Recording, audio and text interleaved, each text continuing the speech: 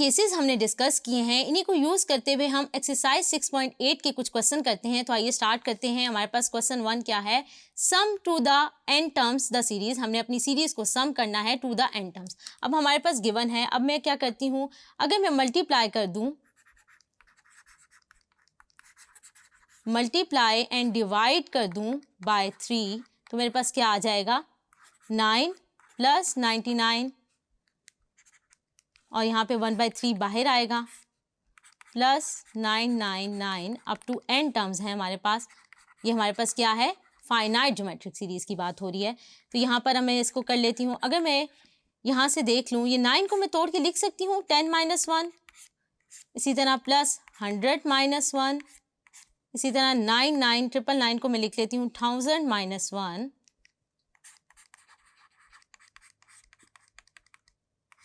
ये मैंने लिख लिया। अब मेरे पास क्या आ जाएगा, यहाँ से अगर मैं देखूँ तो ये मेरे पास क्या है, अगर मैं 10 जो है कॉमन ले लूँ, दो सीरीज़ आ गई है, मैं इनको अलग कर लेती हूँ, माइनस कॉमन ले लूँ तो मैं यूँ लिख सकती हूँ 1 + 1 plus up to N terms. तो मैंने इसको तोड़ के लिख लिया। अब मेरे पास क्या आ जाएगा, 1/3। अब मेरे पास दो सीरीज़ बन रही हैं, अगर मैं इसको लिख लूँ 1, ये क्या आ जाएगा, -n। अगर मैं 1 + 1 अप टू n टर्म्स करूँ तो ये मेरे पास टोटल क्या आ जाएगा, -n। अब मेरे पास एक ज्योमेट्रिक सीरीज़ आ गई है, ये क्या है, फाइनाइट ज्योमेट्रिक सीरीज़ है। तो अब ये मेरे पास जो है क्या है, अब हमारे पास क्या आ गया है, ज्योमेट्रिक सीरीज़ आ गई है। इसकी जो फर्स्ट टर्म है वो क्या है, उसको लिख लेते हैं। हमारे पास फर्स्ट टर्म क्या है, a1 क्या है 10, r फाइंड आउट कर लें तो क्या आएगा 100/10 विच इज़ इक्वल टू क्या आ जाएगा 10। और अब आप देखें r क्या है हमारे पास यहाँ पे, ग्रेटर देन 1। Sn का हम जनरल फार्मूला लिख लेते हैं। अब अगर हमारे पास क्या है, r ग्रेटर देन 1 है, तो उसका जो जनरल फार्मूला होगा वो क्या होगा, मेरे पास Sn is equal to a1 rn - 1 over r - 1। तो हम यहाँ पर मैं क्या करती हूँ, वैल्यूज़ प्लग कर देती हूँ। a1 मेरे पास क्या था, a1 हमने अभी फाइंड किया वो 10 था।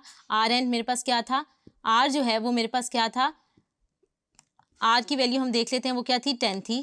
तो 10n - 1 ओवर क्या आ जाएगा, 10 - 1 9। तो इसको हम ज़रा इसको सिंप्लीफाई कर लेते हैं, तो ये क्या आ जाएगा 10/9 10n - 1। तो इसको हम क्या कर देते हैं, अगर मैं इसको कह दूं ये 1 का नाम है तो मैं 1 में पुट कर दूं तो मेरे पास क्या आ जाएगा 1/3। इसका सम जो है उसको मैं उसकी वैल्यू पुट कर देती हूँ तो क्या आ जाएगा 10n - 1 -n।